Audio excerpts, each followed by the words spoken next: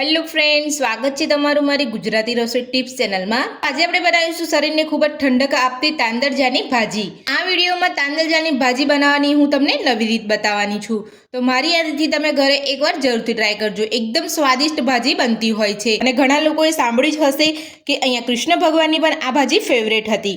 તો ચાલો આપણે ભાજી બનાવવાનું શરૂ કરીએ। મેં અહીંયા 500 ગ્રામ જેટલી તાંદરજાની ભાજીને સમારીને રાખી લીધેલી છે। બધી જ ભાજીને આપણે અહીંયા 3 થી 4 પાણીએ ધોવી જ પડે છે, કારણ કે ભાજીમાં માટીનો ભાગ વધારે આવતો હોય છે। એટલે ભાજીને આપણે અહીંયા 3 થી 4 પાણીએ એકદમ સરસ રીતે ધોઈને પછી ઉપયોગ કરવાનો છે। તો ભાજી ધોતા પહેલાં હવે આપણે શાકનો વઘાર તૈયાર કરીશું। તો ભાજીને આપણે સાઈડ પર મૂકી દઈશું। તો હું તમને અહીંયા બતાવી દઉં છું કે મેં અહીંયા નાની વાટકી જેટલા તુવેરના દાણા લીધા છે, પણ ઘણા લોકો અહીંયા તુવેરના દાણા નાખતા હોય છે અને ઘણા લોકો નથી નાખતા। તો આ રીતે તમે ભાજીની અંદર તુવેર દાણાનો ઉપયોગ કરીને બનાવશો ને તો એકદમ સરસ લાગશે। તુવેરના દાણાને સાફ કરી અને અહીંયા ધોઈને રાખી લીધેલા છે। તો તુવેર દાણાની સાથે મેં અહીંયા એક મોટો બટાકાને અહીંયા કટ કરી અને આપણે અહીંયા પાણીમાં રાખી લીધેલા છે। તો હવે આપણે એની અંદરથી કાઢી લઈશું અને સાથે જ મેં અહીંયા એક નાનું ટામેટું પણ સમારીને રાખેલું છે।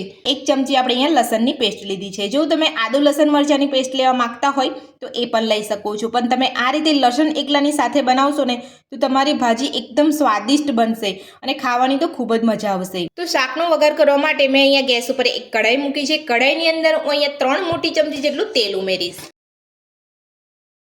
હવે આપણે તેલને અહીંયા ગરમ થવા દઈશું। તો તેલ આપણું અહીંયા ગરમ થઈ ગયું છે। તો હવે આપણે તેની અંદર નાની ચમચી જેટલું જીરું ઉમેરીશું। તો હવે આપણે એની અંદર ઝીણા સમારેલા બટાકા ઉમેરીશું। તો બટાકા ઉમેર્યા પછી હવે આપણે ઝીણા સમારેલા ટામેટા ઉમેરીશું। બધું મિક્સ કરી લઈશું।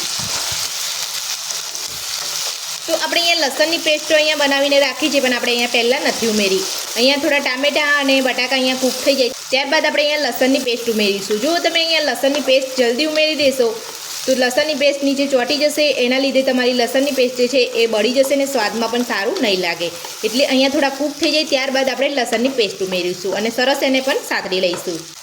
તો હવે આપણે અહીંયા બટાકા ટામેટાની અંદર સ્વાદ પ્રમાણે મીઠું ઉમેરીશું।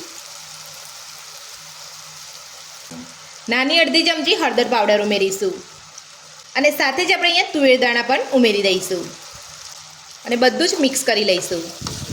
અહીંયા આપણે નથી કોઈ આખા મસાલા ઉમેરવાના કે નથી કોઈ હિંગ ઉમેરવાની। તો આ રીતે તમે તાંદરજાની ભાજી બનાવશો ને તો એકદમ સરસ ટેસ્ટી બનશે। તો બધું જ આપણે મિક્સ કરી લીધું છે। તો હવે આપણે ઢાંકણ ઢાંકીને એને 5 થી 7 મિનિટ માટે થવા દઈશું।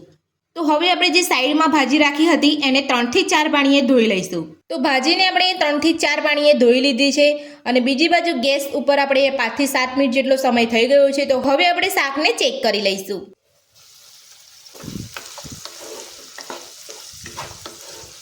તો હવે આપણે હું અહીંયા એક બટાકું ચેક કરી લઉં છું।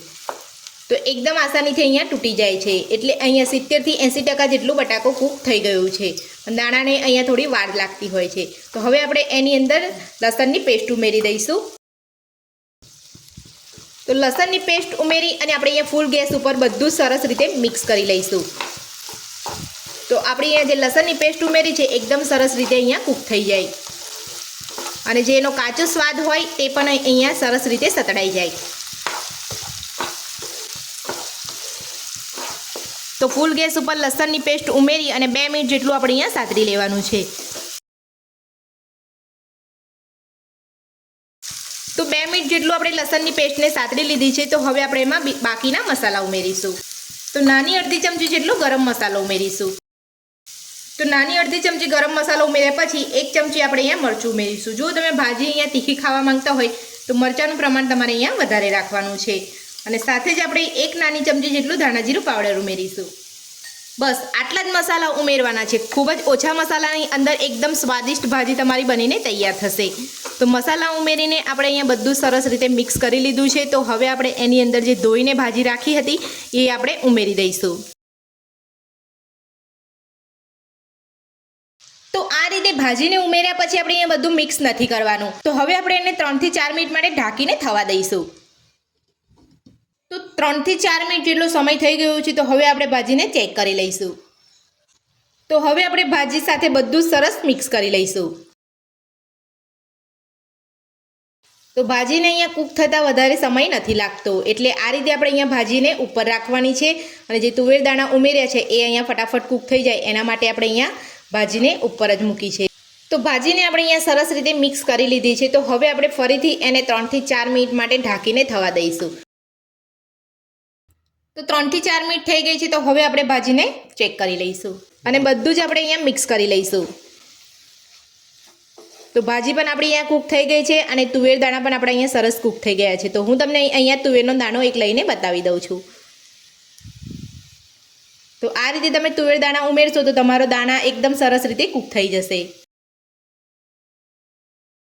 તો જો તમે અહીંયા ભાજીમાં તુવેર દાણાને સ્કીપ કરવા માંગતા હોય તો તમે અહીંયા સ્કીપ પણ કરી શકો છો. તો તાંદલજાની ભાજી બનીને આપણી તૈયાર છે. તો હવે આપણે સર્વ કરી લઈશું. તો તાંદલજાની ભાજી બનીને તૈયાર છે અને આપણે અહીંયા સર્વ પણ કરી લીધી છે. તો મારી આ રીતથી તાંદલજાની ભાજી બનાવવાનું ઘરે એકવાર જરૂરથી ટ્રાય કરજો. આજની રેસીપી તમને કેવી લાગી મને કોમેન્ટ બોક્સમાં કોમેન્ટ કરીને જરૂરથી જણાવજો.